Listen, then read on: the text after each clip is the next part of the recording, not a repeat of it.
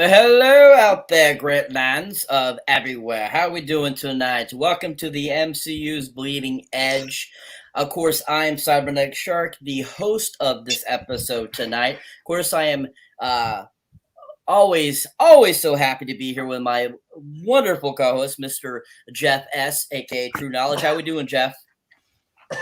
Oh man, I'm coughing. I just got done sucking Shields' dick.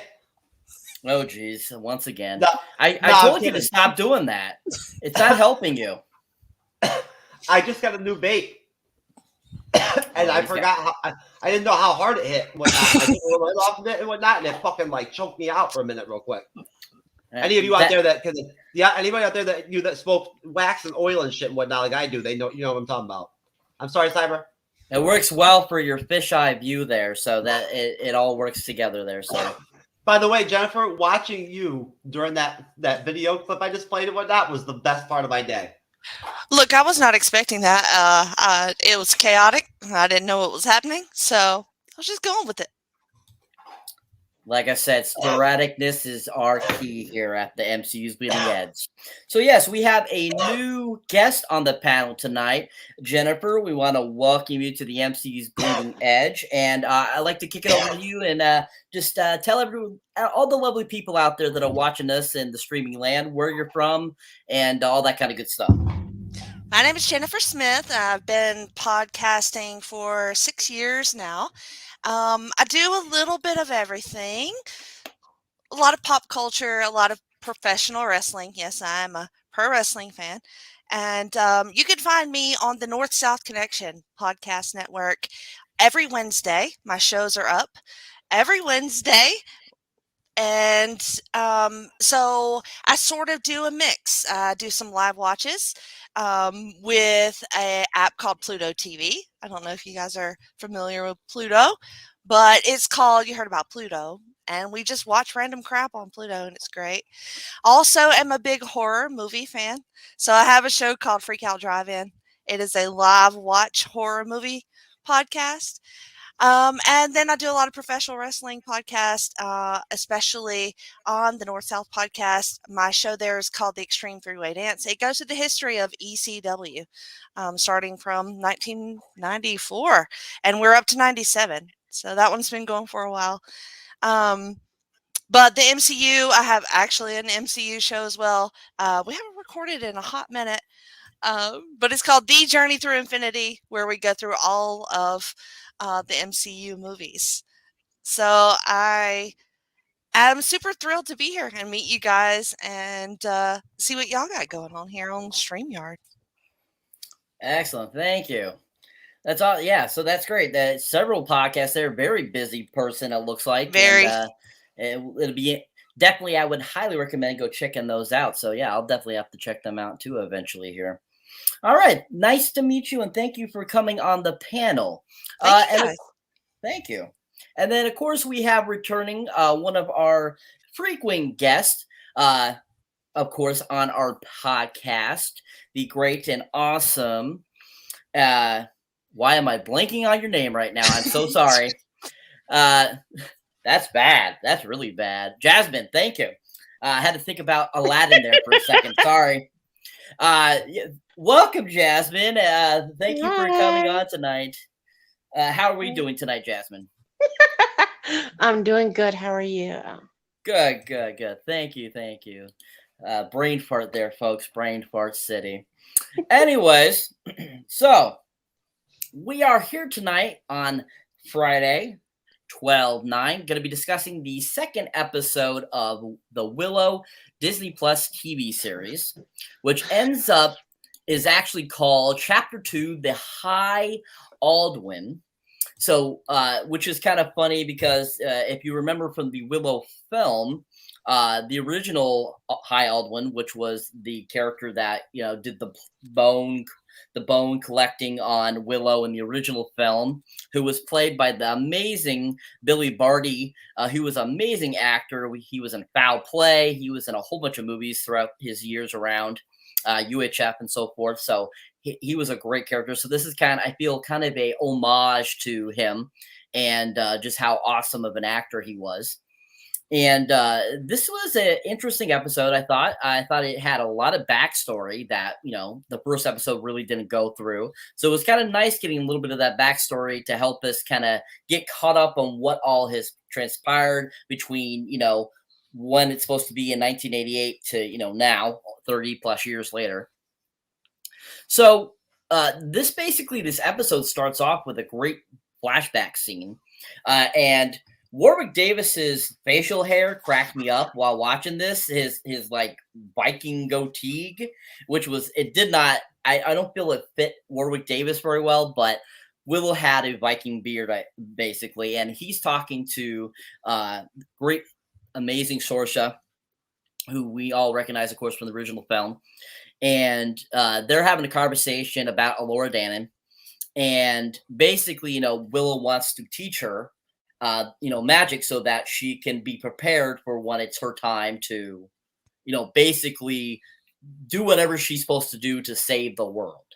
And so Sorsha doesn't agree with that and, says, she's not ready for that. She's just a child. And he keeps insisting on it. And then we kind of get a really great kind of backstory of where Mad Mardigan is, which I thought was really fun. I'm glad that they brought that in, given little cues to, Val Kilmer's character. And she basically, explains that she sent him on a journey to look for this magical, armor that's supposed to help them defeat this new evil that has risen. And so she sent him on that journey, and we find out that that was 9 years ago, because she says 9 moons ago. So I'm assuming that's what she means, 9 years that he's been gone. But he has not returned, and she hasn't heard from him. And basically, that's when Willow basically says, "I can teach her. I can do this and stuff like that." And she basically says, "You're not really who you're supposed to be. You're not really a good sorcerer. This and that." Kind of, putting Willow down, and he leaves angrily, basically. So before we move on past that, I want to get everyone's thoughts on this flashback sequence. What did you guys think about this flashback? Do you think that it was a good story arc? Do you think it was a good way to start the episode? And also, did you enjoy all the information you found out, or do you think it was too much?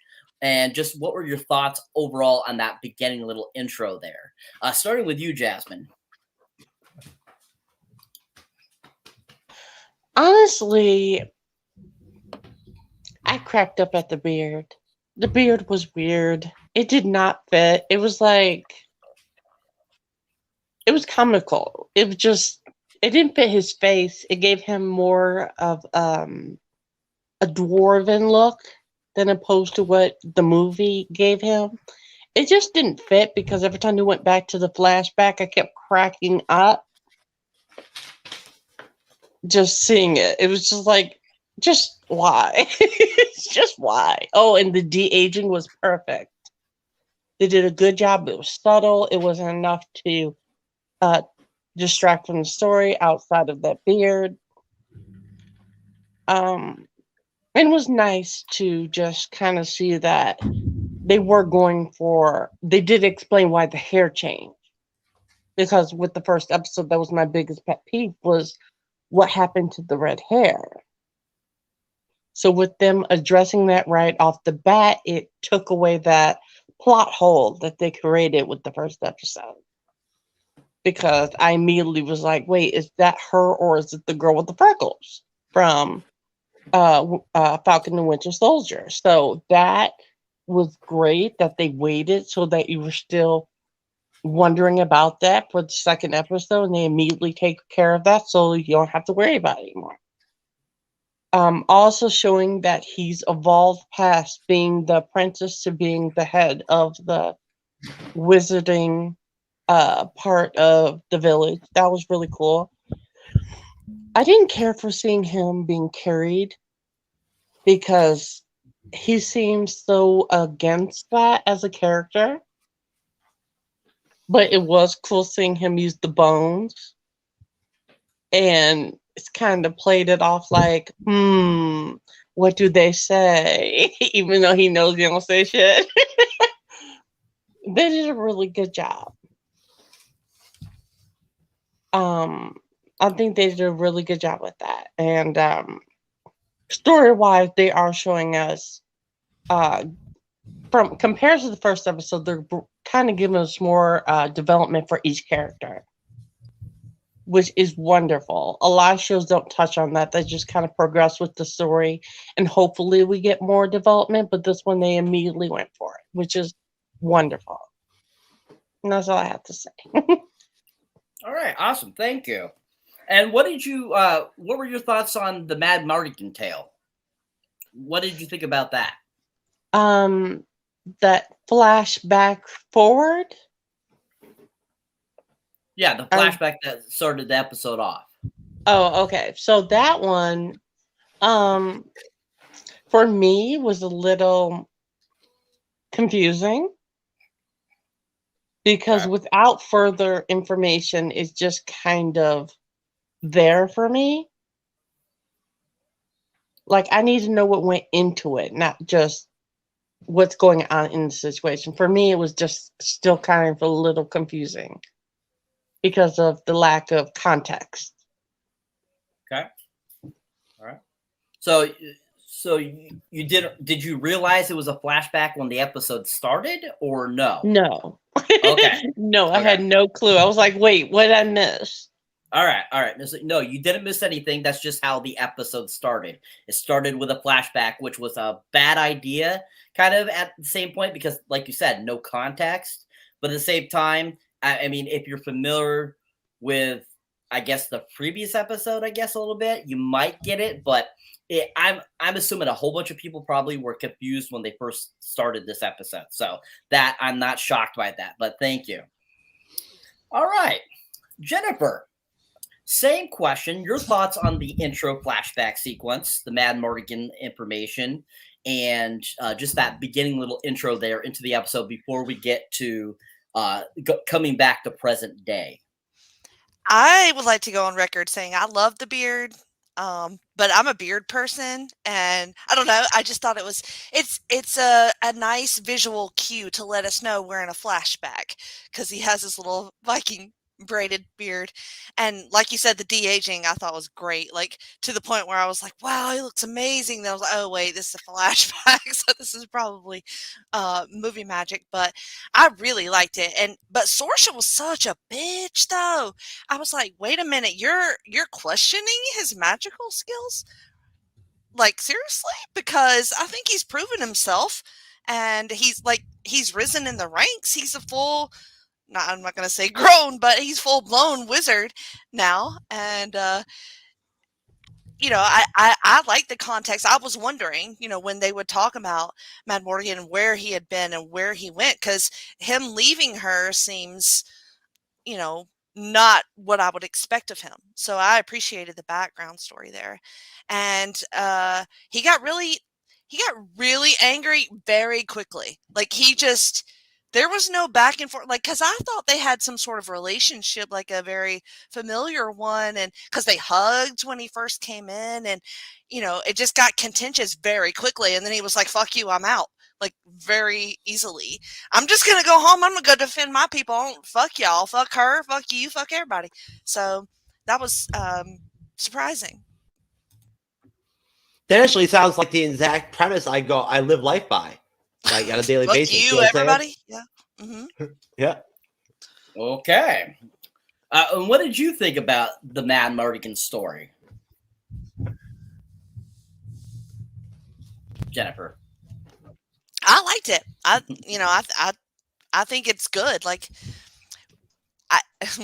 she had to swallow first. I did. I had to swallow. I'm a huge Willow fan. I should have said that up front, but like, I hadn't got into the show yet, so I watched the first 2 episodes tonight. I was crying, y'all. Like, when I first saw Willow in that first episode, I was that it grabbed my heart big time. So I'm just like a huge fan of this, and it would take a lot. It would have to be really bad for me not to like this. So that's where I'm coming at for this whole episode. Awesome. Thank you. All right. Jeff, your thoughts, sir, on the flashback sequence?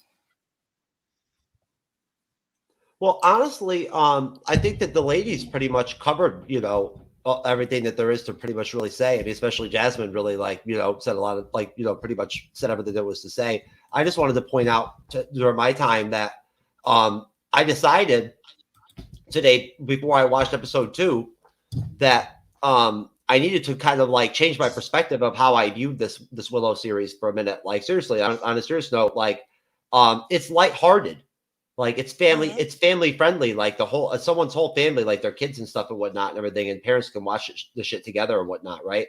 And like that's valuable.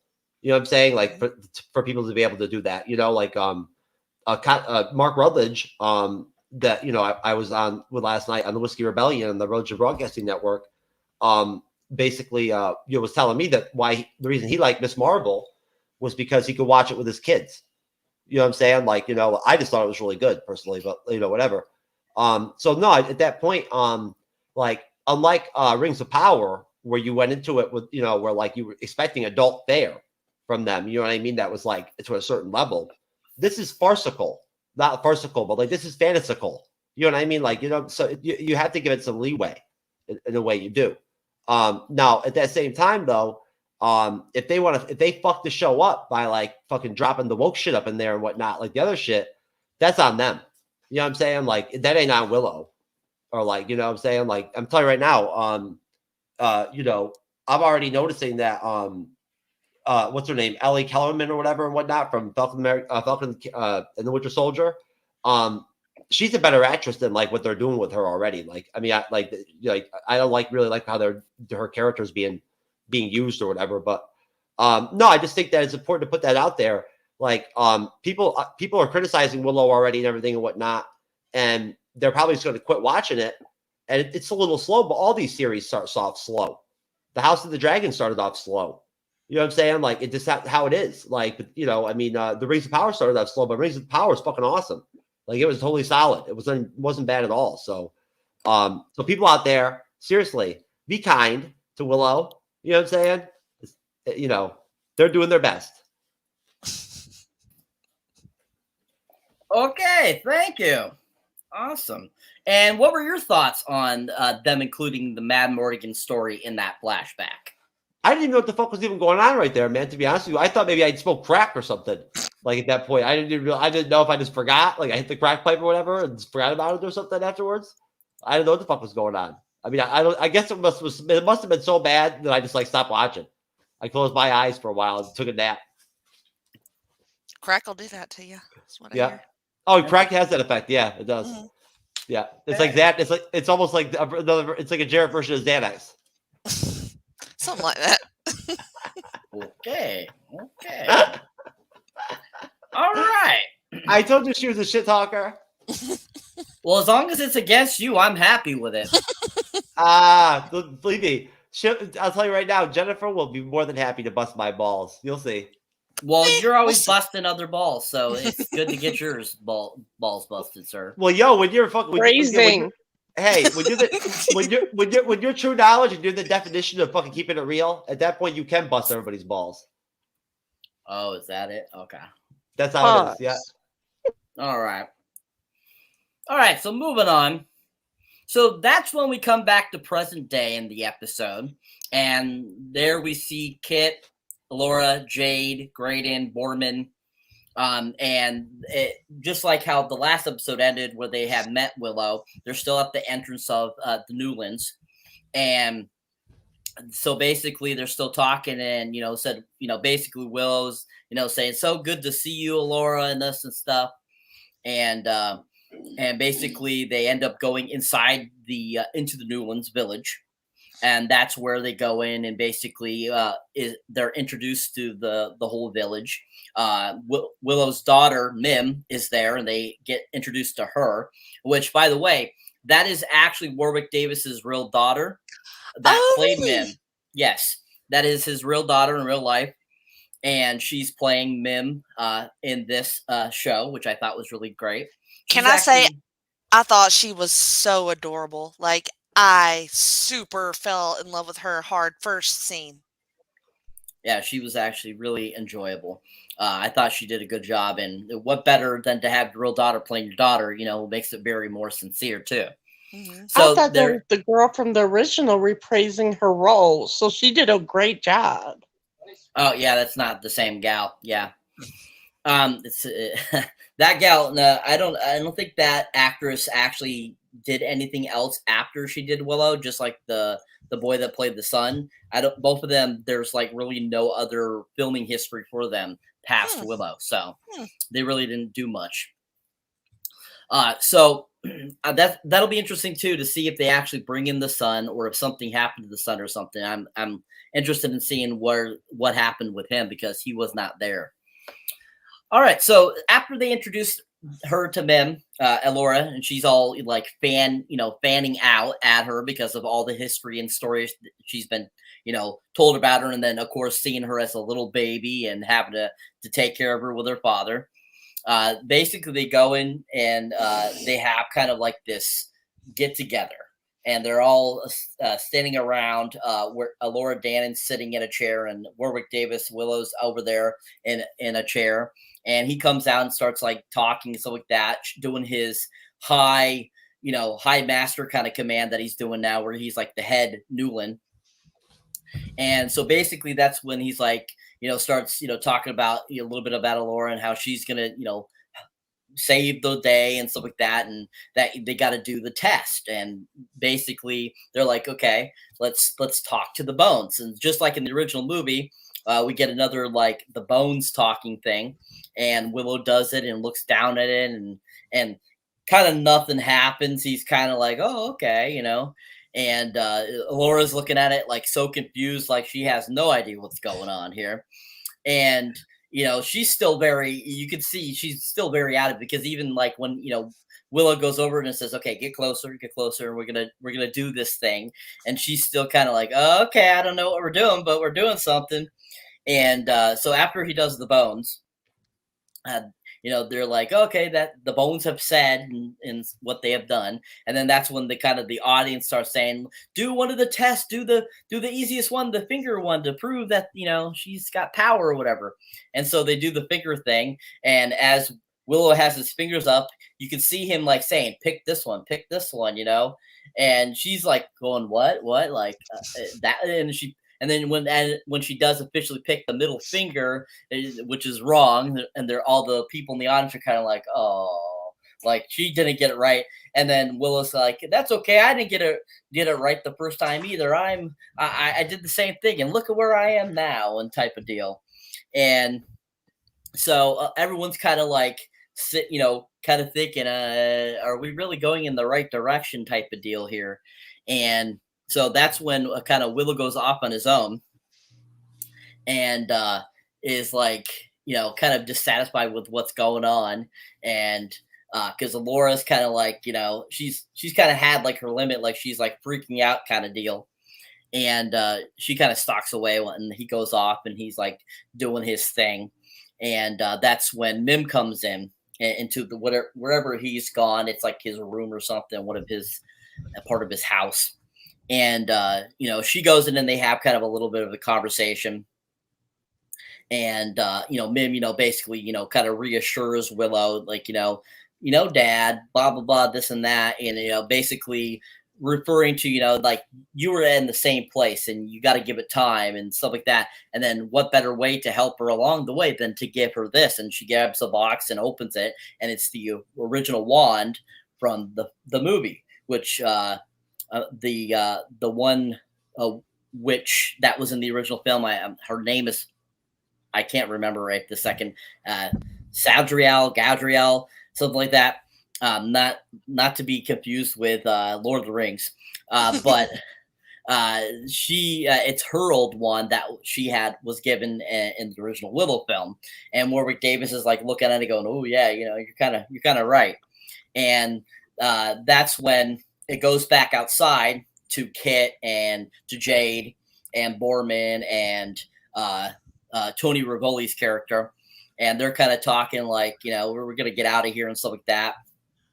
And at one point, that's when Elora says that she's going to go with, before Willow storms off, that's when she says she's going to go with the group and leave and stuff like that. And so they're outside, and they Laura has disappeared basically, and they're out there kind of speaking with each other, and Jade, saying, I'm going to be loyal to the queen and this and that. And Kit's like, I'm going to do my own thing. And they're like, where is Laura Dannon and stuff like that. And Boardman kind of pipes up at one point, like, yeah, I'm going to follow this too, And that's when Willow gets, a whiff of some, Laura has disappeared. He goes out, storms out and says, that's why you don't come up here, type of deal.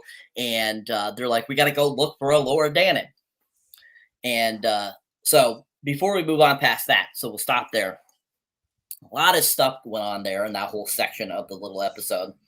So I want to know what your guys' thoughts were on that whole little section. The Newland Village, what did you think of it? What did you think about the introduction of Mim? What did you think about seeing all the villagers again? Did you feel like it was very similar to the original film when they did the same thing when Willow was being tested? And what did you think about the Mim and Willow conversation and kind of how the other characters were kind of reacting and how Laura Dannon was acting and felt through this whole kind of like new experience that she's learning about? And how do you feel about this section of the episode? I'm going to start with you, Jeff, this time. Of course, right when I'm muted, man, and I'm trying to promote the live stream and everything on Facebook over here. I'm doing intense, serious shit. I never go first, dude. Come on now. You trying to change it up on me? That's okay. I can handle it. No. Yes. No, what else to say is that stick is actually the same stick that I got up on Tatooine when I had Captain Marvel's butt double, Bree's butt double, do my Boba Fett desert fucking run or whatever and shit for the stick, and then I got the stick real quick. That's also the same stick that I got that night when I was hung out with the Tuscans and shit and whatnot when I was getting down with them. You know what I'm saying? So how that ended up with fucking Willow, I don't even know, man. You know what I'm saying? But hey, good for you. I mean, you know what I'm saying? So it's a good stick. I'm telling you right now, it's a lot for me. He likes to combine all the Disney elements together, as you can see. I see that. Hey, you know what? I've drank fucking 1.5 of these full cups of margarita and whatnot right before the show. So I'm stoned and I'm buzzing off alcohol, so I'm feeling strizzy, bruh.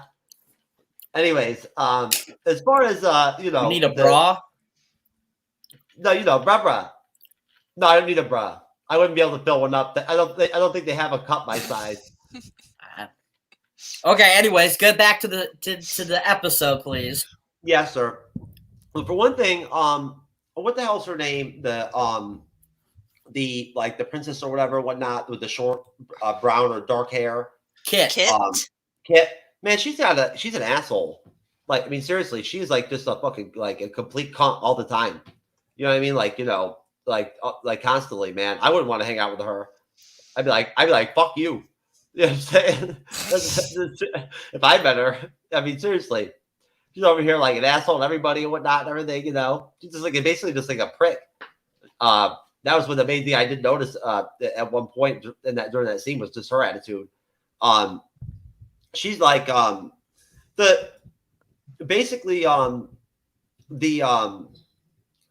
thing with that I thought about that part of this episode was basically just that. For one thing, the Mim character, the daughter or whatever and whatnot, right? She was just little in the movie, right? Wasn't she like a child or something? Mm-hmm. Okay, so that's who that is. All right. So, because I was confused for a minute. I thought that was his wife or whatever at first, for a minute or whatever from the movie. That's what I thought that was. What happened to his wife? Where's she at? I assume she died. Okay. So, what is the big deal with the friggin' stick or whatever? Okay, because that's what I'm not understanding. At the end of the Willow movie, he uses the stick and can't do shit. So, I'm not really sure what that's gonna accomplish. I think that the one is supposed to be able to wield that wand, and she's supposed to be the wand. Yes. Well, basically, what I would say is, I guess, to keep it short, Cyber, is that the the first two parts of the episode that you're talking about were entertaining. If not like a little bit like, boring and stereotypical a little bit from at times here and there. But basically, it's built up like slowly, and started to work out to where it started to be somewhat like for me a positive episode. I thought it was better than episode 1, most definitely. And basically, was that at the same time that they showed Commander Ballantine or whatever and whatnot, where he was at the same time where he like basically No, okay, that's after. That's after. Okay. Yeah. All right, that's all I have. That's all yet. All right. Excellent. All right. Moving on to Jennifer, your thoughts, please. So I thought that all of just the look of everything was spot on. Like, to me, it just flowed. Like, I think it looks gorgeous. Like, the whole show is very, very nice to look at. And I loved their little meeting. I love the humor in this show. I love the humor of Warwick Davis. Like, there's something about him that just grabs my heart. He has just this gentle like warmth and humor. It definitely came across in that scene where he was shaking up the bones and throwing them, and I think he remembers her as a baby. He had this incredible bond with this little child, and she has no memory of it. So like, I feel like he really wants, he is like yearning to be able to teach her. Like, he's probably dreamed of being able to teach her all of these years. And she is so just like, no, like, I don't know what you are talking about. She doesn't feel special. She doesn't feel magical. She doesn't feel teachable. She just wants to go find her boyfriend. Like, she's like, no, like, thank you. I want to be this magical person, but I'm going to go find this guy, like, with these people. I can't blame her because it's very overwhelming. But she has this, I think, curiosity about him as well, and herself. Like, I think she sort of feels some of that maybe old connection that she doesn't realize what it is yet. But one of the things that I loved about the original movie was that bond that he had with that baby. Like, and the way that he conveys it still, like that yearning for her in these scenes really comes across. And then with his daughter, I didn't know that was his real life daughter, and now it makes perfect sense. Because I thought they were gorgeous together. I cried because I just loved her automatically, and I loved their chemistry. And when she hugged him goodbye and she said, "I love you, Dada," I was crying. Like, her character automatically grabbed me. Their relationship grabbed me, and I'm really so curious about this teacher-student relationship that I hope that he builds with Allura. 100%. Thank you. Yeah, I thought it was interesting too, how he played on the comical end of his performance. Most definitely too. I thought that was good because I was even kind of like, as he was I was watching it and watching him kind of like portray how he is, and I was like, kind of like, is he trying to be kind of funny? I'm like, because I'm so used to him how he was in the original film, where he was a little bit more serious. So it was kind of funny seeing him kind of play that off as a little comical, which was kind of fun to see, and nice little different, to give it a little different iteration of his character compared to his original performance. So I definitely agree. The movie had that comical edge to it, mostly from Val Kilmer's character, but like, I think he does really well at sort of taking on that little comical role. It's so subtle. Like, you questioned it, like, is he being funny? But it's so good. I really love his depth. I agree. Thank you. All right, Jasmine, same question. Your thoughts, please. Well, honestly, it's nice to, like you guys were saying, to see him use his comedic timing, which him playing the Leprechaun from the Leprechaun franchise really played well into his comical chops. So him using it now in this show, not the entire time, but at moments in which don't need tension broke, is wonderful. And his chemistry with each of the characters is amazing because each character has like an underlying quality to each one of them that makes them differ from each other. And that's wonderful.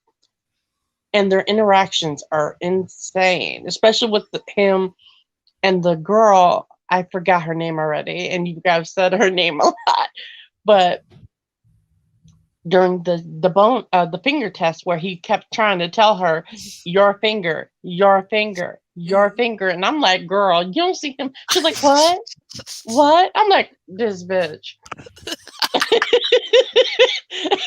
Like, he literally a little bit the same, yeah. Yeah, it was loud enough for her to hear it, but she didn't hear it. Like, I was like, that's why your hair's blonde. They didn't dye your hair. You're dumb. You're dumb. It's overwhelming. It's overwhelming. You find out you're like the one, and this, little person trying to teach you things. Like, I would probably miss it too. I can't blame her. And it was wonderful just kind of seeing how the town folk have risen from the people that were afraid of this scenario to now rooting for this scenario and for the conclusion of it, and hoping that she is the child they all were hoping for. And the bones, oh my God, the way he was shaking them bones like he was about to roll some dice. I'm like, what does he do in his spare time? Because he rolled those out like he was playing Yahtzee. And it was really cute. It was so cute. And then he gonna look at him like,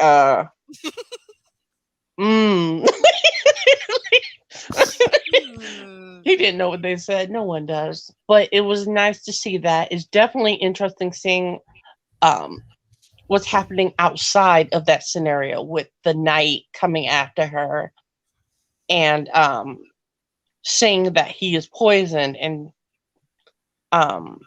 and turning is what I was assuming. That's what I'm assuming.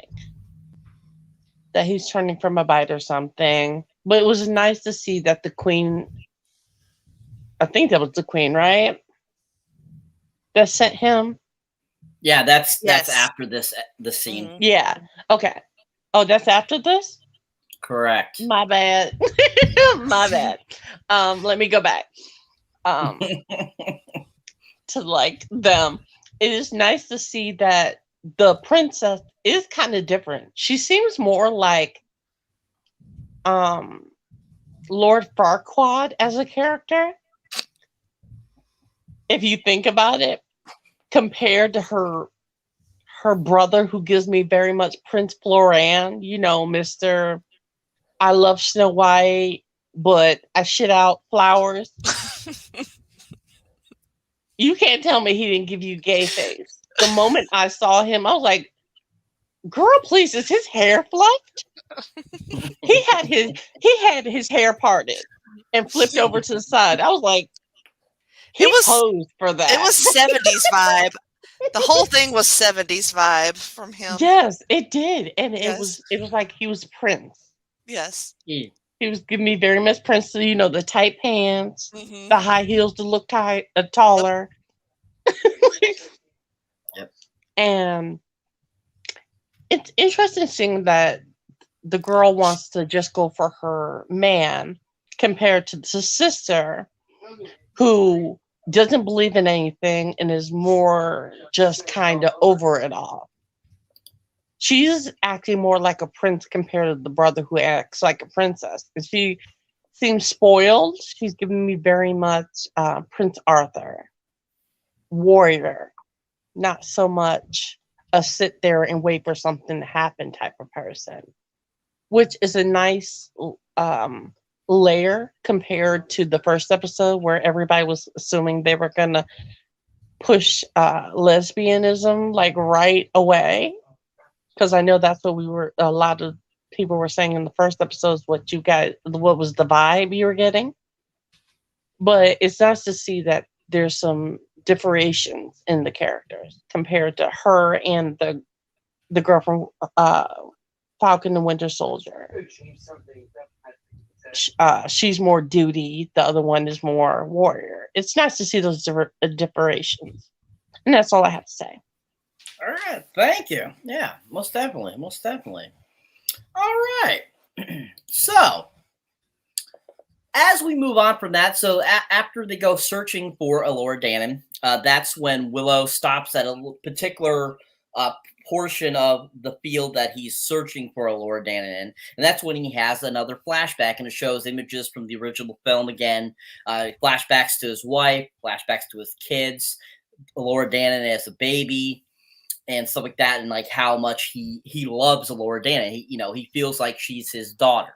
And you can see that in Willow. You get that vibe from him even from the get-go at the beginning of the episode, when he's talking to Saoirse in the flashbacks and wanting to teach her and stuff like that. Like, he feels like it's his duty to do that because he feels like he's her father to begin with, because he, took her through that great instance in her infancy, during the film of Willow. So you can definitely see that. And we get this flashback, which is really cute and really fun and a really nice little homage to the original film, which was really nice. And I thought that they did a really good job with that. And then after he has the flashbacks, then he goes back to another flashback where basically he's back again at that same flashback we had in the very beginning of the episode, back at the castle after Saoirse had just told him that he wasn't a great wizard and stuff like that, and he sees younger Elora Danon. Now she's like, I don't know, supposed to be 6 or 7, and basically he has this imagery. Wait, hold on, strike that. That's a later one. Never mind. So just that imagery from the original film. I was trying to push us forward there for a second. Sorry, guys. Anyways, yes, I did. And so after he has his flashbacks from the original film, that's when he starts walking and he comes across Elora Danon as she's looking into the stream. And they kind of have a little bit of conversation, and that's when she says that I just want to be able to find Eric and do this, and this is all so hard and all this kind of stuff. Kind of getting into that whining state. I felt that her whole character through this whole episode just kept whining, and that kind of got on my nerves a little bit. I get the whole idea, but at the same time, I just felt like it was kind of this whining repeatedness. And so she, basically expresses herself to him, and he's like, well, we got to get out of here and move on and go towards this place. And along the way, I'm going to teach you how to do the magic and stuff like that, so that you're ready for when we get to, I forget where they're going, but whatever the place that they're trying to go to help find Eric. And so they get together, band together. They say their goodbyes to the Newlands, and of course, the one other Newland character who we remember for the original film is going to come along as kind of like a guard type of character to fight if they need assistance in fighting. And that's when they start to take off and on their journey towards their new place. And so as they do that, as they start making that trek to where they're going, that's when we go back to seeing Saoirse, and that's when we have the Commander Ballantine scene where she's basically Saoirse is brought aware that Elora Danon has gone missing, that she is not there, and so that's when she sends out Commander Ballantine to go after and search for a dove, as they call her, not Elora Danon, and to basically, find her and bring her back, to basically keep her from falling into harm.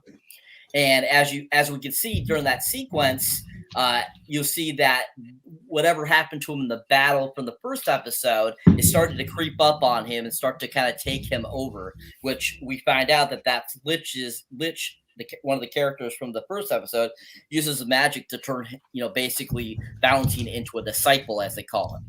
And basically that's kind of like we see it kind of start going towards his face as he's about ready to leave.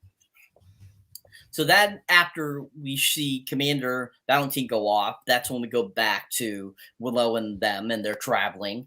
And that's when we see Willow to start teaching Elora some things while they're on their ride inside the carriage. And while they're in the carriage, he's like telling her about some things, and she says, I feel a little bit queasy. And he's like, well, there's nothing really we could do about that. That's just the nature of the ride, And they're still talking and stuff like that. And at one point, she kind of just reaches forward and pukes on him, which is kind of funny how that happens. And he's like, oh, it's like, okay, maybe you should walk some for a little bit now. And so then that scene cuts. And then that's when we see them basically in an encampment.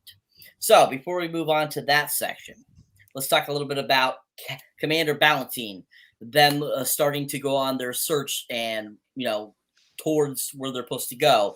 And that flashback sequence with the footage from the original film, Laura Dannon and Willow's little conversation, and that sequence where Will starts to teach her a little of the few things while they're riding the carriage. So I want to get your guys' thoughts on those things. What did you think about them? What did you like about it? Was there anything that you found interesting about it? And just overall, what was your thoughts on that section of the episode? Starting with you, Jasmine.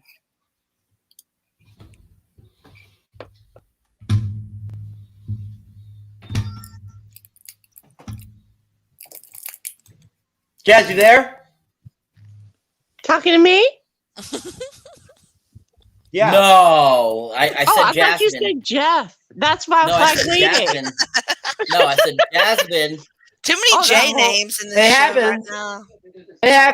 It happens. Jeff and Jasmine. I mean, that Well, because like last time he called you, so I was just looking at you like, is he gonna say something? Oh, okay. What was the question? Repeat. So, repeat. The question is Jasmine. Jasmine. Jasmine, did you drop a couple? Did you take a couple morphines or some shit before the show, or what? No, my kitten came by me and washed away that whole conversation. All right. So the question was, what were your thoughts on that section of the episode, from the them getting ready to leave and actually go on to leave for their journey, Willow and Laura Dana's conversation at the river, and so the wagon and on, right? No, the wagon's the end. So we were at the section where Willow and them are about to go out to look for Laura Dana after she disappears at Newland's. Okay. Willow has the flashbacks from the original film. Then they have their little caravan, little sequence there where they get together and ready to leave. And then we have that little sequence where they're in the wagon and Laura Dana pukes on Willow. So okay. Thoughts on that little section of the episode? Oh, okay. So basically, my thoughts on that was it was nice to see them interact some more. It was nice to see that the prisoner from the from the jail, who I still think was doing the queen. It was nice to see more of him conversate and try to socialize. But he seems, I still keep getting this like hint of underlying suspicion from him. Because the way he interacts with people is kind of like a double-ended sword. Like, even though he's with them, I kind of feel like he's not to be trusted fully. Like, he hasn't quite earned my trust as a viewer. And him constantly telling people to spill their secrets when he's speaking to them, it's just like, no, I don't know you. Weren't you chained up just a little while ago? And it was nice to see that Willow is struggling, even with him being in this powerful seat, quote unquote, with his village, Mr. Bones. It's nice to see that he's still struggling. He hasn't changed from that character we've seen him as in the film. It's nice to see that he's still struggling with this newfound power, even though we haven't seen him really use any magic outside of the same spell he was struggling with in the original franchise, in the original film. And it seems like the flashbacks seem more like a what's the word? Catalyst. Because as much as he wanted to train her and his issues with the queen. It seems more like the queen from from the past still hasn't trusted him because she's still the daughter of that evil queen. She's still giving me very much stepmother because of how she raised her as a child and tried to say it was for her protection, but it felt more like she was being an evil stepmother and forcing that knight to go look after her. I know she's not dumb enough not to know that he is infected. All right. And she's not, and I feel like she's using that to her advantage to get her child back. Okay. Because when you think about it, the night of the wedding, them showing up was very convenient.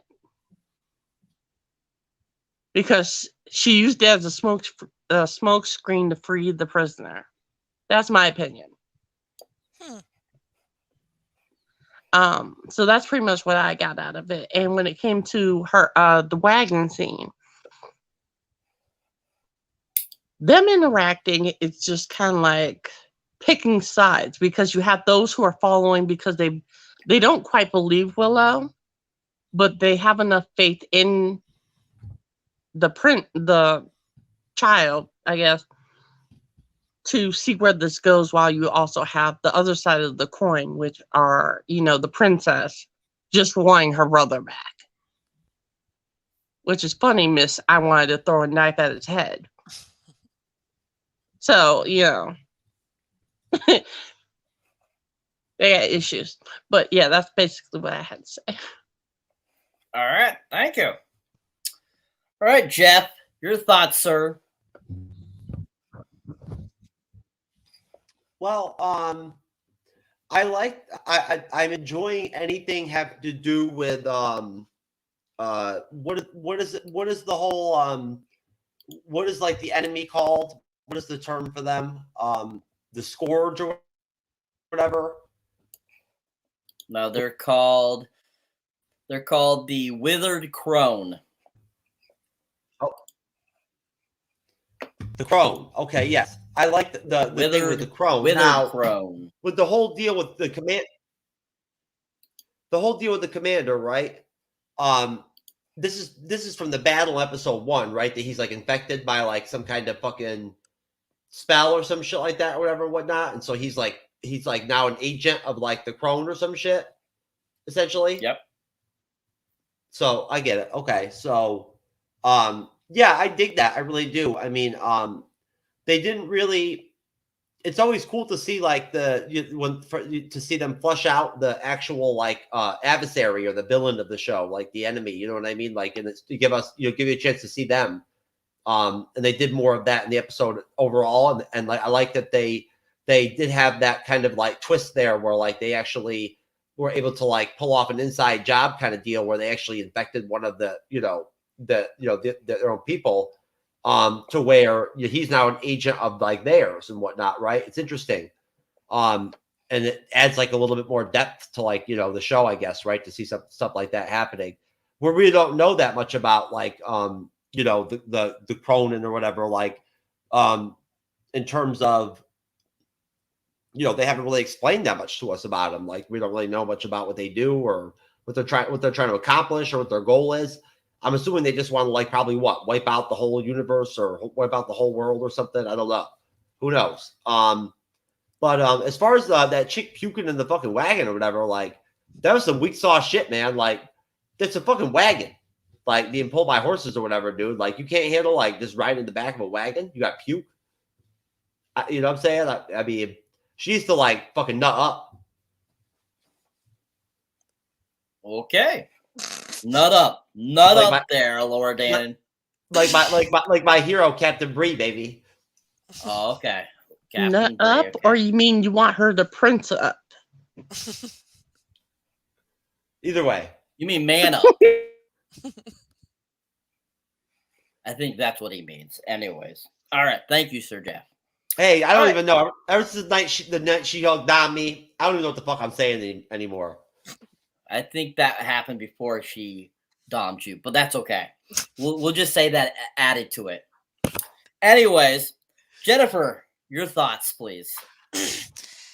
I would like to talk about that flashback because, look, I'm just saying, I already told y'all I cried a bunch, and that flashback was so perfectly placed, and one of my favorite scenes from the original movie.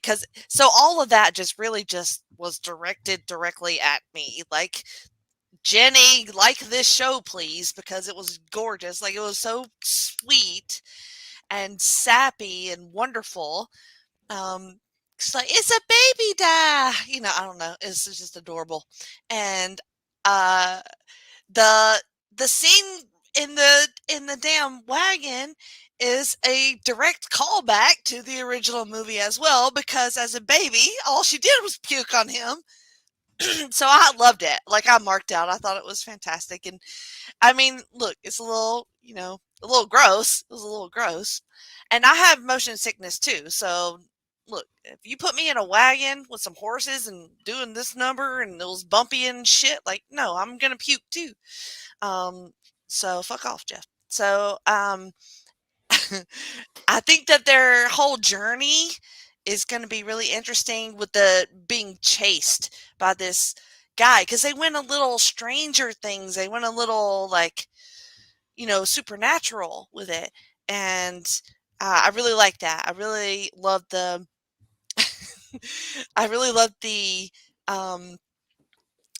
insidiousness of it, like that guy's, trusted and that realm, and he is now a bad guy, and he was very threatening, when he showed up looking for them. So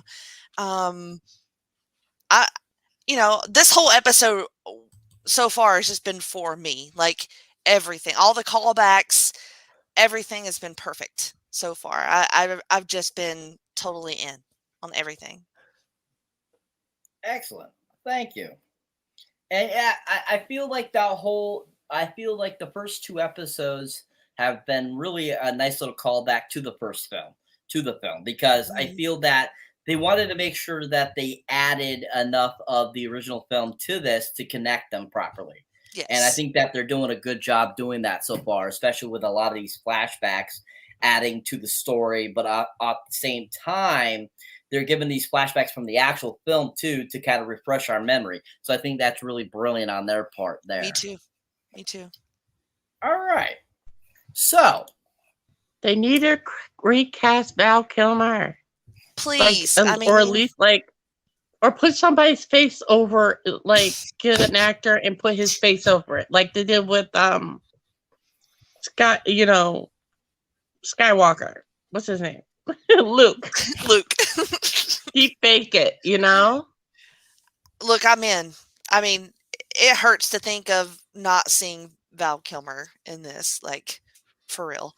So I'm hoping for some trickery or maybe a flashback or something. No, what hurts is when you get manhandled by fucking She-Hulk, that green bitch. Fucking, she's one fucking tall ass motherfucker.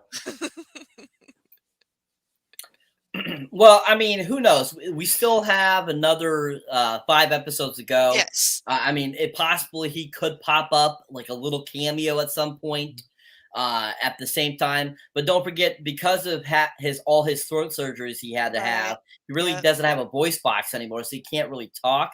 So, I mean, they could do the voice thing where they did with Top Gun Maverick, where they take his old digital voice and put it in. But at the same time, he's not going to look as great as he did in the original film. So at the same time, I would like to see him too. But at the same time, I get why they want to put him in there, just to kind of, give memorization to that original look and not sadden people. Yes, Jeff. Yeah. I just wanted to go around and really quick and just ask a question to everybody. No. What are your favorite Val Kilmer films? I'll start. All right. I think his best ones were Heat with De Niro and fucking Pacino. He was really good. He was really good in what the hell, the Wyatt Earp movie he was in. Tombstone, yeah, where he played Doc Holliday. I loved his Doc Holliday. He was really fucking good. Besides that, I'd say probably Batman. Batman. No. Yep. Probably Weird Science. Real Nah, Genius. Batman. It was Real Genius. Real Genius. Okay. Was the movie he was in, not Weird Science. Batman. Hands down, Batman Forever is a fantastic film. I hate Yes. hate it. Preach. Jim Carrey as the Riddler was perfection. Amazing. I loved Tommy Lee Jones as Two-Face. I thought he did a great job. Yes. And I love that they had kind of like all those little cameos throughout the film. They had Drew Barrymore coming in there. It was the gayest Batman movie. Yes. It was the most. It was the gayest Batman movie with unintentionally, and I live for it. Me too. That too, yeah. Let's watch that. And it wasn't like they were like going that route. It was just so campy that it made it gay as hell. Yep. Well, don't forget too, it was directed by Joel Schumacher, who was a gay man himself. Oh and yeah, he said that he was trying to make it gay, but it came out campy. He injected himself into it, you could tell. But at the same time, though, I mean, even with that, he was a gay man himself. I still feel he was trying to really reiterate the original series a lot too. I think so too. Yeah. So that was his, that's why it came off campy gay type of deal, because that's just how the campiness was back right. in the 50s. Exactly. Yeah. So and I live for it. That's what made it. Oh my God, Jim Carrey. All day. Jim Carrey. I love it. Yeah, he was. He was so campy. It was. I keep thinking that Jim Carrey's Riddler was just so infatuated with Bruce Wayne that he was just man crush. It was like the hugest man crush. He wanted to fuck him so much. Like, yeah, right? I was like, DD Mega Doo Doo. I'm sorry. Yep, DD Mega Doo Doo. Yep. All right. So, oh my God, people! Can you believe it? Look, people are laughing at the bleeding edge. What a surprise! What? Riddle me this, riddle me that. But he really wanted to ride amazing. That big bat. He was amazing in Maverick, I will say, even though it was sort of cameo. Everybody in that fucking theater was sobbing. Look, I'll tell you right now. You know who would have honestly fucking been a better fucking Riddler than Jim Carrey?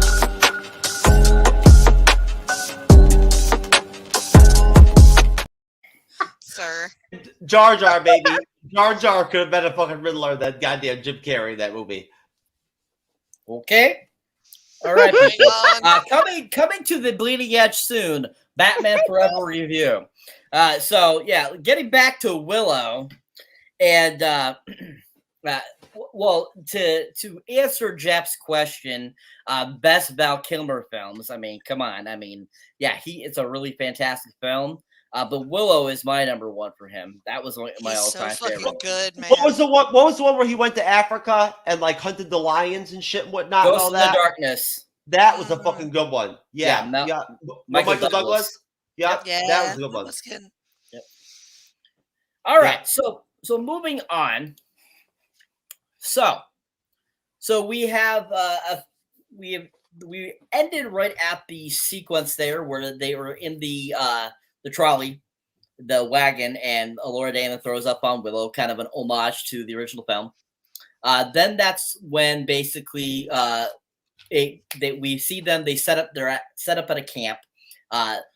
Willow and his other friend there are laying on the ground, and basically that's when we get another kind of flashback sequence. That's when he starts flashing back about the scene I was talking about earlier, where he sees Laura Dana at like 6 or 7 years old, is talking to her, and then it cuts away before we find out what he said or something, and like she goes running, or Saoirse crying, and Saoirse basically kind of belittles Willow and said, I can't find you. I'm Saoirse, this and that kind of deal. And he's like, he starts kind of like spouting out and saying, I don't care what happens to either of you, any of you. I'm out of here. He gets super angry and he leaves. And then it kind of pans back to him laying on the ground there, realizing, what the hell was he thinking? And he's sitting there, he's laying there with his friend. And then he kind of tells his friend, like, maybe I've made mistakes throughout my life, and the friends kind of like it's like, you're still doing great though. Come on, and basically kind of leave it at that. And then that's when it goes to them, pans back to Valentine, and they're searching for Elora Danan, and they're in one of the clearings in the area where they're, and basically they're kind of talking to each other like, oh, they're going this way, that way, or whatever, and basically, the one of the guards is kind of like, Valentine, are you okay? You don't seem like yourself after the few things that he was saying, that we got to keep riding, even though the horses and them need rest, and that's when we kind of it shows him, he's like facing away from the other guard, and all of a sudden he's like talking, and you kind of hear his voice kind of change a little bit, and then when he turns around, it shows all of a sudden he looks like he's one of the withered. And all of a sudden he goes charging at him, and basically turns all of his other soldiers into disciples. So that's when it goes back to Willow and the group, and they basically Willow's teaching, trying to teach Elora Danan how to do some magic. And basically he's like tells her how to say a certain spell, and they keep going back and forth trying to say it, and she keeps saying it completely wrong. And we have this great kind of like comical moment there where just like it's cracking you up, like he keeps saying it a certain way, and she keeps trying to do different facial things and stuff like this as she's saying it, and just like you're kind of like, what the heck? And like Will's even going saying, what are you trying? I'm not doing any facial things here, I'm saying the words, whatever he says, and he keeps doing it back and forth. They do it back and forth a little bit. And basically all the other people that goes around them, they're all kind of like going, what the hell is going on here? Like, this isn't working. And we see Borman, kind of his facial expressions, Kits, Tony Rivoli's character, which I keep forgetting what his name is, Jade, and kind of how all their expressions are and stuff like that. And so they're all doing that. And so at one point during that, like them going back and forth, Borman's kind of like, yeah, that's great. I'm going to go to sleep now, basically. And which was really funny, and a great little kind of like throw in a Borman there. And so basically they kind of go going at it a little bit more. And basically Elora Danan kind of starts losing her shit. And, basically then, that gets Will a little bit upset. He gets up and he's like, throws that little book on the ground, and he's like, you gotta focus and do this and that and stuff like that. And basically then Elora Danan ends up storming off after that. And so then basically after that sequence, that's when we go back to the Newlands, and Commander Ballanstein is there. They have followed the tracks there, and all his guys are there. And then we see Mim and a few of the other Newlands kind of standing behind the gate there, kind of ready with arrows and stuff like that. And they're like, they start talking and saying, anybody there? We're looking for somebody, blah, blah, blah. And that's when Mim goes out and she has a conversation with Commander Ballanstein and the other guard. And, basically they're asking her, oh, do you know where these people went? We're looking for this person. And Mim basically says they're going towards this way. And they're kind of like, you're not lying to us, are you? And she's like, no, they're taking this track, and they're not going this normal. And then the other guard kind of goes, oh, they're going west. And the commander kind of has a grin for a second and looks back, and then Mim's gone. And they basically go on their way. So before we move on past that, let's talk a little bit about that little sequence there. The whole Willow teaching, Elora Danan how to do that, her kind of them having that banter, the funniness between the group there, basically that flashback sequence of what happens with Elora Danan when she's like a little kid, and Sorsha and Willow, and basically that whole sequence with the commander basically turning his platoon into these other zombies, basically these withered, and then their conversation with Mim. What were you guys' thoughts on that little section of the episode? Did you find anything interesting about it?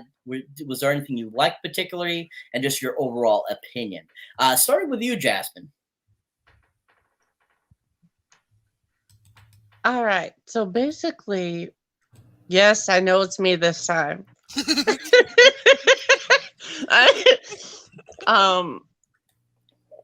Basically, what I thought was interesting was with her trying to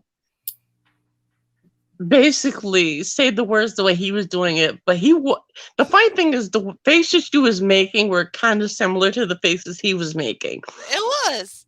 And what made it funnier was the fact that he's like, I don't talk like that. Yes, you do.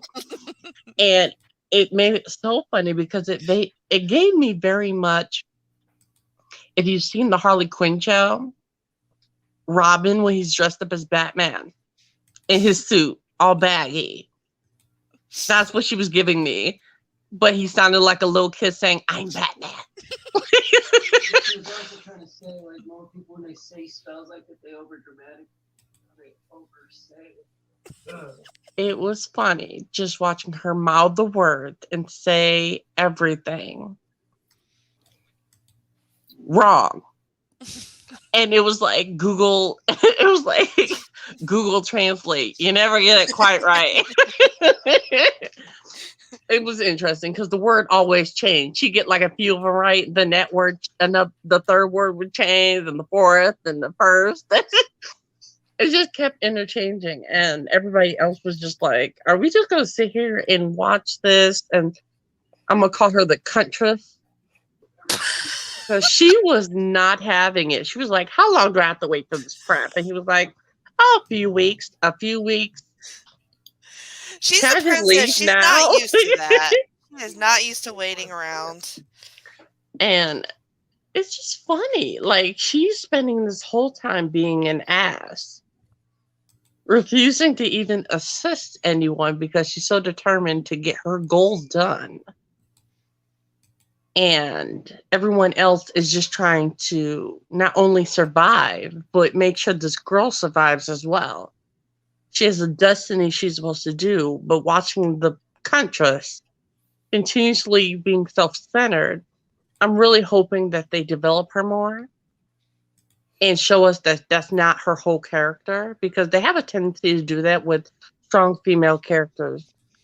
Develop them all around being strong and self-centered and pissy, and not allowing them to really build connections with other people. Like, being an asshole is not a character trait. Well, it is to some people, but like, but not for this type of story. Jasmine, I'm an asshole pretty much like fucking 75% of the time. So I mean, you know, it can be done. You are what you eat. Anyway, there is the part with the knight turning everybody was interesting, because it's, instead of going one mark to another, they're showing that the curse that's placed on him is escalating fast. And unlike most poisons, this one is driving him insane. And he just, instead of going down like with the ship, he decided to drown everybody with him by turning them. And I feel like that withered, is that what they are? The crony? Withered, yeah. The wither. I feel like he is the one that's controlling him, because if you look, every time they kept flipping back and forth between him and the withered, and him like over a pot of blood or something, making the poison move faster. That's what I assumed. That's where I was getting off of it. And I would agree with that. Huh? I would agree with that. That's what it seemed like. I also enjoyed the daughter lying horribly. She didn't even have the decency to cover up the tracks. She was like, oh crap. But when she disappeared like Batman, that was excellent, because he turned back a split second. She was already gone. There was no Scooby-Doo dust. He was just gone. I'm like, when he turned away, was she already backing up? That was my question. Was that close up her backing away? But yeah, I did very much enjoy that scene because it gave everything a little bit more dimension. there's more of an eerie twist to it. It was giving me very much the first season of Stranger Things before things went crazy. Great All build right. up. Awesome. Thank you. All right. Same question, Jennifer. Yes, I loved that scene where he was trying to teach her the words, and then I was trying to say the words, and I would fuck them up very much as well. And like, how is he saying it? It's not. I mean, it's not that hard, but you have to have some sort of magic, I guess, to be able to say those words. But I love her dedication to it. She, once he was okay with traveling with them and teaching her, she got on board with it. Like first she was like, I don't really care to learn from you. And now she's like, oh, come with us, I'll learn from you. And then she sort of got excited about it. She wants to do this. She wants to be this person. And she will work at it. She won't just half-ass it. And you could tell that about her. She feels like maybe this is her destiny. Maybe this is what she's supposed to be doing, but she doesn't really trust it. And a lot of that doubt comes across in that. And then I really love that scene with Mim. She's not like, she's scared. They're all scared because they're all just like cowering behind their little gate there.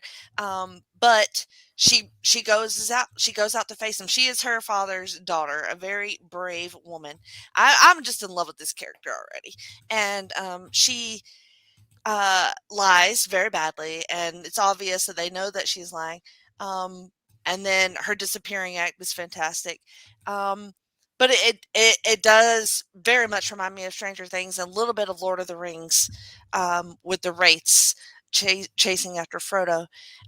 So there's a lot of cool, just fantasy vibes over all the whole show, like the supernatural aspect and the magic.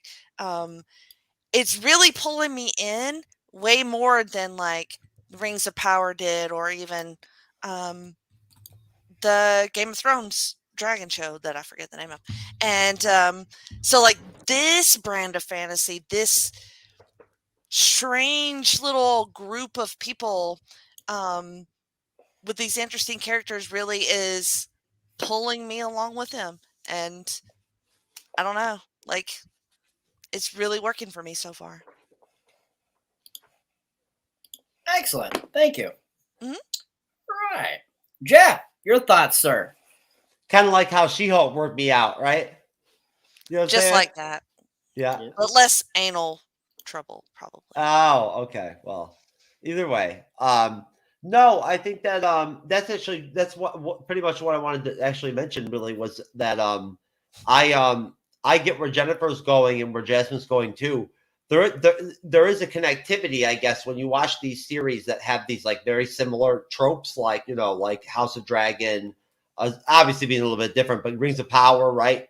Now we're watching Willow. I'm totally getting the Rings of Power Willow connection, like as I'm watching it. You know what I mean? There's a very similar motif, in a way it seems, and I feel like, honestly, I actually was, as I was watching the episode earlier today, or tonight, I actually like at one point thought to myself, like, at this point in episode 2 of the Rings of Power, this is better than the Rings of Power.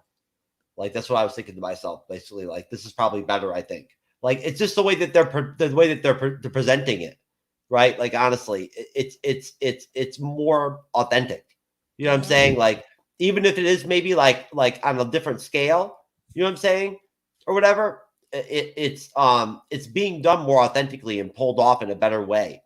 That's like more cohesive and like more believable and whatnot. Is that? Go ahead, Jennifer. You understand what I'm saying? The Rings of Power felt more like an alien show than it did like a fantasy show. Like I felt like the elves were literal aliens, and we were. That would be Thank you. that would be an awesome show. That would be an awesome show if we had an I love alien aliens. show. Yes, If we did a show where like I had a bunch of aliens on the panel and I moderated a show with fucking aliens, that would be fucking awesome. It would be, but this, like you said, it feels just way more real to me. Like a lot more grounded. Sure. Cyber, What do you think? Would you agree with me that how do you feel about that connection between the Rings of Power and? I honestly don't see any connection at all. The only connection I see is the magical element about it.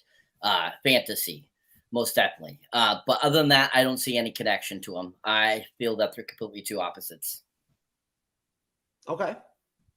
Well, yeah, The that's pretty slight much all. seriousness, I think, is what you're going for, Jeff. Yeah. Is from the Rings of Power, not so much the complete vibe of the show, but the seriousness in moments in which it needed it. Well, to some extent, I guess what for me the difference is that in Rings of Power, you had these scenes where it would have these characters making these profound fucking like dropping these profound lines. They weren't believable at all. Like they were almost funny to me. They were like funny to me at times, right? Like on Willow, they say like simple shit, like not as in they don't try to make it all like Shakespearean and whatnot and shit. And it just seems more authentic to me. It's like more grounded and more believable. That's all. Yep. Excellent. Instead of fucking one. Instead of what was their name? What are the names of those the Havlings or whatever from fucking Rings of Power? That hang out with a stranger, like dropping their intense, like profound shit. Yep, those fucking bastards. Yep. You're good. You're. I know it because you're good. You're good. Give him the Oscar, baby. Give him the Oscar. No, they should give you the Oscar. I don't know. I haven't gotten my nomination yet. I mean, just wait till the just wait for our special comes out. Didn't you know they gave you one, but you were too high to understand that you got it and you couldn't accept it? Wait till they see our big special presentation we're gonna have coming out the night she hugged on me. A true knowledge story, right? It's gonna be deep, emotional, right? Traumatic. Like it might be Oscar nominated. It's very possible. For She-Hulk, yes, she will definitely get a nomination. Chloe Zhao will be individually giving us our Oscar. Mm-hmm. You know what I'm saying? And also we also have the next big hitter too coming up. Why the fuck were the Predator and the Power Rangers in Wakanda Forever? That's gonna be a heavy hitter, man. I'm telling you right now. That bitch is gonna be fucking crazy. That's gonna be something else. Yep. Yeah, baby. Woo! There's the Oscar for him. All right. That's what she's gonna give us right there. You like that, Jennifer? That's some serious shit. That was good. Yeah. All right. Oh, congratulations. Jennifer's loving it. She's loving the bleeding edge, baby. All right, Sir Jeff. Okay, moving on. All right, so to the conclusion of this episode, basically, is where we're at. And after that sequence we were just talking about, that's when we get that great little sequence where Willow's in the wagon, sitting in there, and that's when his friend, which unfortunately I forget his name, he goes in and they basically have a little bit of conversation. He basically says to Willow, "Do I really have to say this? But this and basically, you're doing your best you can, but you have to have patience." And Willow's kind of like, "I know I'm supposed to have patience, but it's kind of hard with everything that's happened." And he basically goes back into detail about the dream he had, and about how every time he's had this dream, unfortunately, Elora Danan had to die in order for this to be completed. And so and kind of after it shows kind of that flashback to his dream, it goes back to them and kind of pans, and the friend's kind of like, "Oh," he's like, "Oh, that's crap." And that's when Gimli. And that's when it goes back to the group, and Kit and Jade have a little bit of conversation again. And basically Jade says, "You're gonna do what you want to do, Kit, but I'm gonna do what I need to for the Queen and to protect Elora Danan and do that because I'm loyal to the crown." And so basically he kind of leaves that at that, and then Boorman kind of goes over to the two guys and is like, "I'm going to stick with you guys because you guys seem to be the sane ones," basically, as he was saying. And and that's when Tony Rivoli's character basically goes to find Elora Danan, and we see Elora Danan, she's kind of sitting off and on her own out of the way, and she kind of do the spell on a little area where she put the berries. and she's doing it, and he kind of walks over. She's like, I don't really want to talk. And it's like, yeah, I don't really want to talk. And then he kind of says a few words, and it kind of gets them into leading into conversation. And basically that's when he basically tells her, he's like, well, you know, it's not really everyone else that's causing you not to be able to do this. It's yourself. You're doubting yourself. And basically that kind of, you know, puts a light bulb in her head saying, yeah, maybe that is the problem. And so after they have the conversation, he walks away, and then she goes back to trying to do it. And she does it kind of at a completely different way than she has been doing. And that's when it goes back to the group again. And there's a little sequence there with all of them and stuff like that, things going on. And basically they're like all about to go to sleep and stuff like that. And I'm totally blanking on the rest of that. Hold on 1 second, folks. So that's basically that happens, that conversation. And that's when the Borman thing happens. They have their little conversation, so like that. That's kind of the same reaction, Cyber, that I get with women sometimes with my small penis. Like when they go to give me head, they're like, they have like a blip, like they pause for a while and they don't really know what to do. Like it's kind of an iffy moment. You know what I mean? Yeah. All right. Well, so that's when they have that little bit of the conversation and stuff. But then they all fall asleep, and that's when all of a sudden it goes back to Laura Dannon, and she's waking up from her sleep. And as she's waking up, she notices that nothing has sprouted, and she gets very angry, and she says the words again and is hitting on it.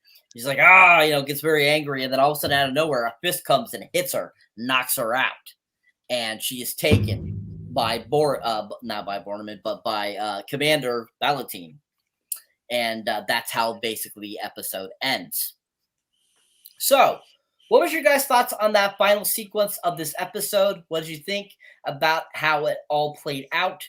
What did you think of that ending? Do you think that it leaves it on a cliffhanger? Do you think did you see that coming? And just what were your overall thoughts on that section and the entire episode as a whole? Starting with you, Jasmine. Honestly, I felt like the overall episode was well constructed outside of some of the flashbacks. Like the first one was ill-placed. The rest of them knew how to trigger an emotion when needed and propel the story along. I want to hit that princess in the back of the head with one of the horseshoes.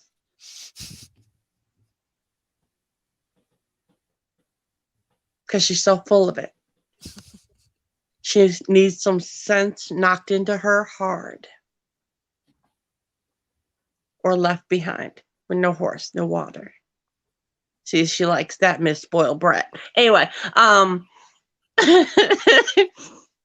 watching her finally being able to grow that plant after he deliberately told her, you have to do it your own way. Because the way he did magic is different compared to how the old lady witch did it, compared to the evil witch did it. Each one of them had their own different way of using their own version of magic.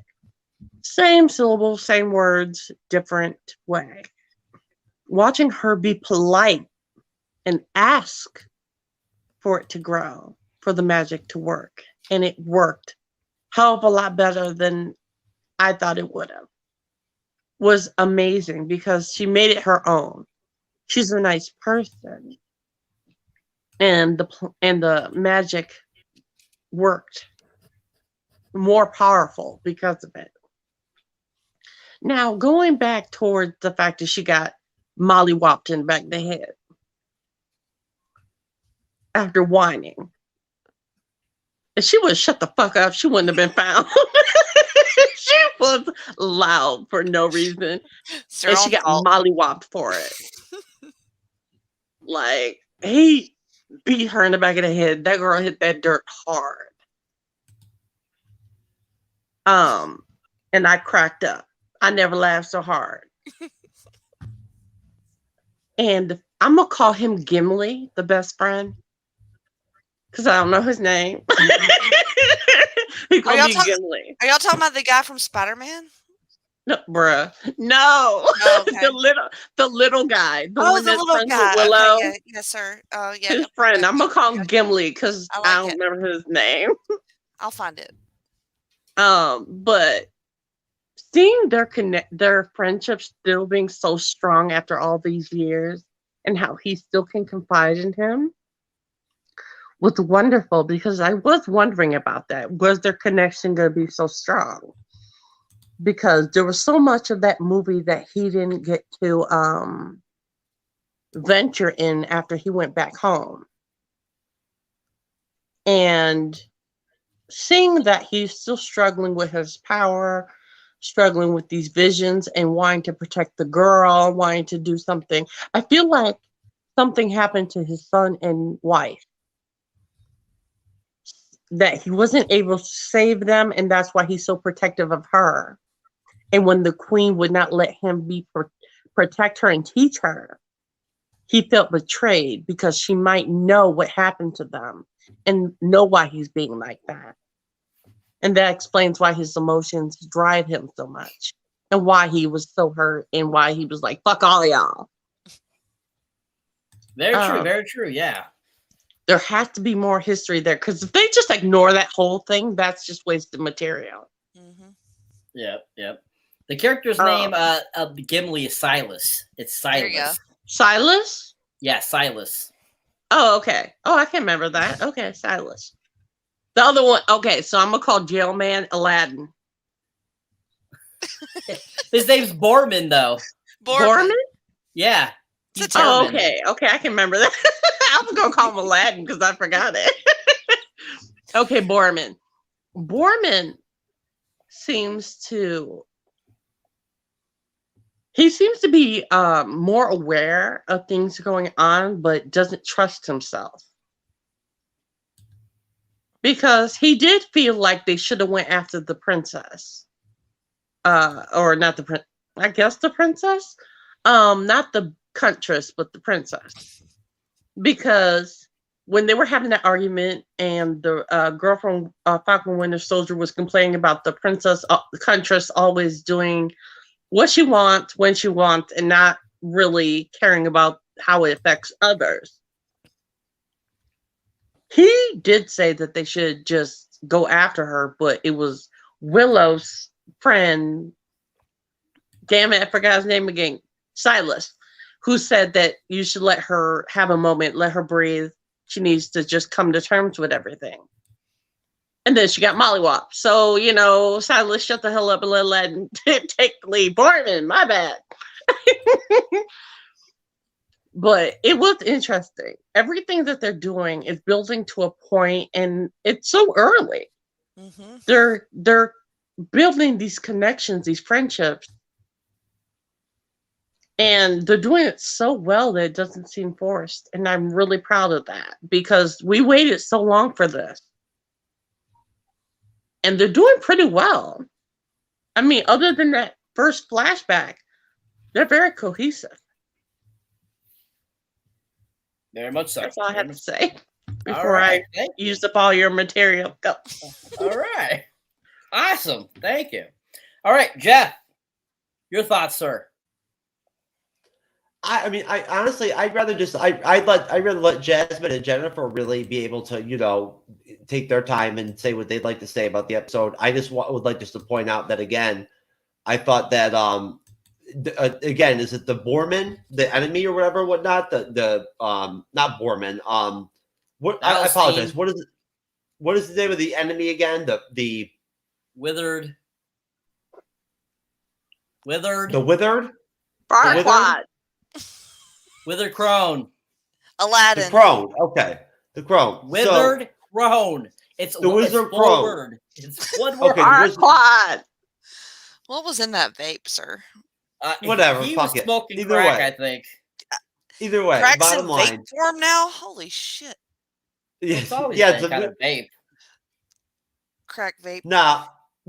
Believe me, I smoked crack before. Like, you don't vape it. Oh, I believe You you. know what I'm saying? I have. Don't worry. Well, you smoke it. Lots of other things. Lots of Which other is things too, basically baby. smoke, which you vape. You soak it in. It's if it's been there at one point there during my lifetime, Jennifer, I believe you. I've tried it. I'm telling you right I now. believe me. I have.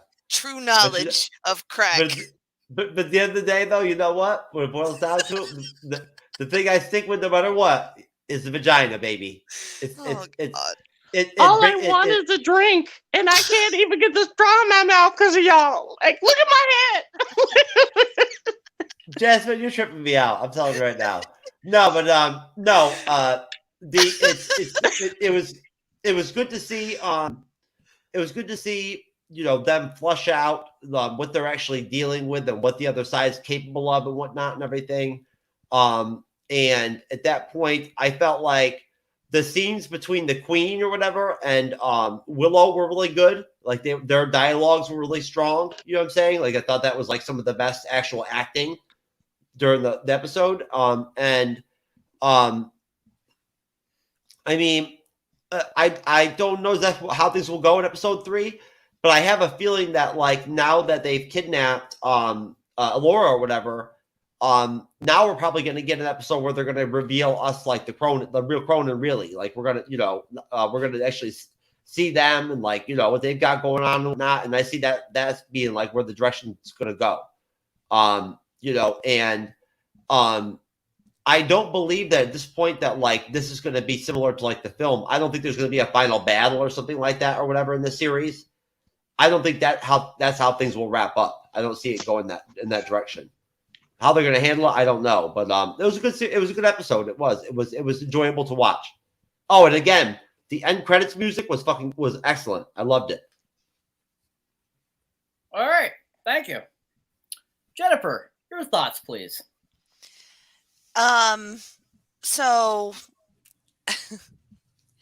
when I knew that she was gonna get pissed and get mad and beat on the dirt. Like I could just see all that happening before it happened when she was talking to Spider-Man's friend there. And so I kind of had a like feeling about that. I did not see her getting knocked out and kidnapped. So that was good. That surprised me. So I like that. His visions, where he sees her dead on a battlefield, like I would agree. I don't really feel like we are kind of there yet. I don't, like that might be a very distant sort of flash, but still plenty of time to change all of that stuff. So flashbacks I feel like or flash forwards are just possible futures, not a definite future. But they're y'all a little hard on Kit. I feel like y'all a little hard on the princess here because I just don't think that we've kind of got to her story yet. Like she seems a little annoying at this point, but she don't care about any of this magic stuff. Like she already wanted to leave. Like she was running away when all of this shit happened. Like, so she's just trying to go. That's all she cares about is just trying to go, have these adventures. She wants to be a warrior and she wants to get her brother back. So she's just impatient at this point. So I feel like she has a lot of growth. She's one dykey looking motherfucker. I'll tell you that right now. Well, that's fine. I mean, she has short hair. Okay. But,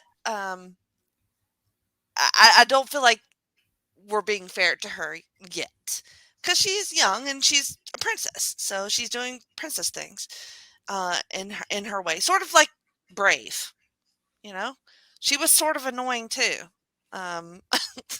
Trying to be a little redheaded, whatever she did. I don't know. But anyway, the ending's good. Like all of this show is all for me. Like there's very little of this that I didn't like. And I was shocked. Like I'm very much a person where if I'm watching TV, I'm also on my phone the entire time. Somehow watching through osmosis or whatever. And I barely glanced at my phone watching this. And that's like a huge deal for me. Like if I'm all in on something, I'm not looking at my phone, and that means that it's very good. And a lot of this is probably just Willow bias, but then again, maybe not.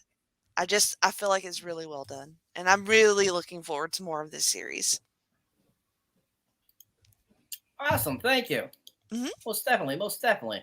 So, all right, folks. So that is the end of that episode, and we can't forget, we did see a little sapling all of a sudden start to grow after she was kidnapped. So her magic is there. We'll be finding out more about that with that little tidbit.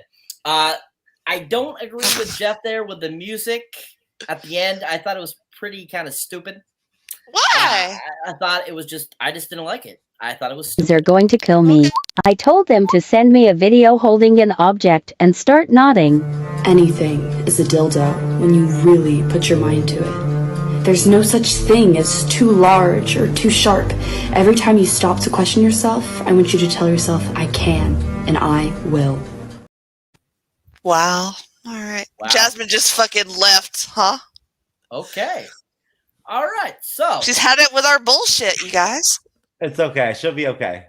Okay. Anyways, so yeah, so I just don't agree with the music. Otherwise, I thought it was a decent episode. I like that song, Cyber. I thought it was pretty good. That's fine. You're entitled to like what you like. I just didn't care for it. Okay. So out of 10, what would you give the episode? I give it a 9. What would you give it, Jennifer? Dude, I thought I was gonna be overrating it, but yeah, like I cried, I laughed, I loved it. 9. And Jeffrey? 6. No. Try again. I'll go 7.25. Yeah, I'm close. I was Better. close. Yeah. All right. Excellent. So pretty solid episode, as you can see, folks. Well, anyways, that was a great little talk. I want to thank Jasmine for being on. She already dipped out, so that's fine. And glad that she was a part of the great panel tonight. We love you, Jasmine. Want to thank Jennifer for coming on. It was great having you. You were fantastic. Hopefully you will join us again for another episode. And just to remind people out there, what was your podcast again before you leave us? You can find me on the North-South Connection. All of my shows are on Wednesday, and then my wrestling content is usually on a Thursday, and it's called the Extreme Three-Way Dance. But every Wednesday you'll find a show of mine. And then I'm on Twitter at Jenny Position, and I link all of my stuff there that I do. So you can follow me for sure. And thank you guys so much for having me. I really had a blast. Most certainly. Thank you once again. And of course, if you enjoyed my moderating or me on here, definitely check out my solo content under Cyberneticshark. Find me on YouTube. You can find me everywhere, pretty much at Facebook, Instagram, all those great places. Tomorrow will be a new video out, so definitely go check that out if you get a chance. And of course, I'm throwing out my shorts as well, so keep that in mind. And Jeff, was there anything you would like to mention before we leave, sir? Yeah, go to Cyberneticshark's YouTube channel and fucking subscribe so that he can get to 1,000 subscribers, because you're sure he already had that shit. So come on now, come correct. Go check out his content. Believe me, once you see some of it and whatnot and everything, you'll want to subscribe. It's not complicated. So come on now, keep it real. Cyber's a veteran, a YouTuber and content creator. He deserves the support. He's my co-host. He deals with my bullshit. You know what I'm saying? So, seriously, just out of the fucking bullshit he's got to deal with me, you should want to go over there and make sure he gets up to 1,000 subscribers. So I'm just putting it out there right now. That's all I'm plugging to Cyber, baby. Cyberneticshark, motherfucker. That's all. I ain't worried about nothing else. Except for crack. Except for his crack, people. Oh, yeah. And of course, you will be back on Sunday talking more about Phase 5 and 6, I believe. Fucking A. Are you kidding me? Fucking A, man. It's going to be fucking rip-roaring, bruh. Our show's going to be hot.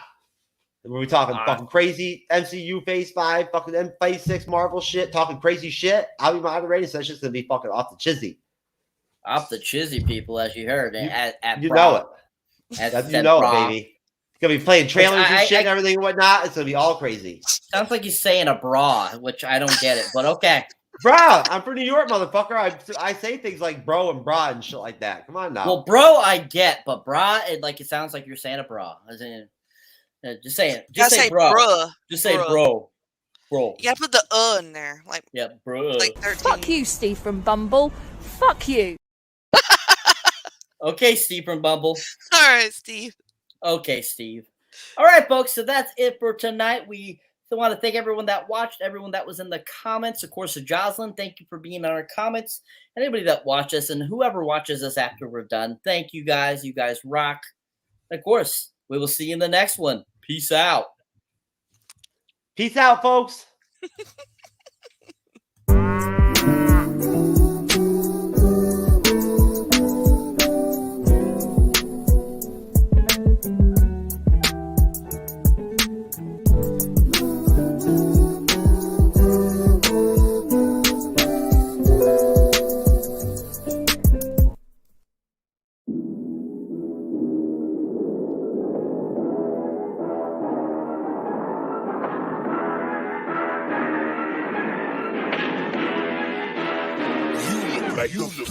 Really, y'all don't know this, y'all in danger. I'm a threat. I'm a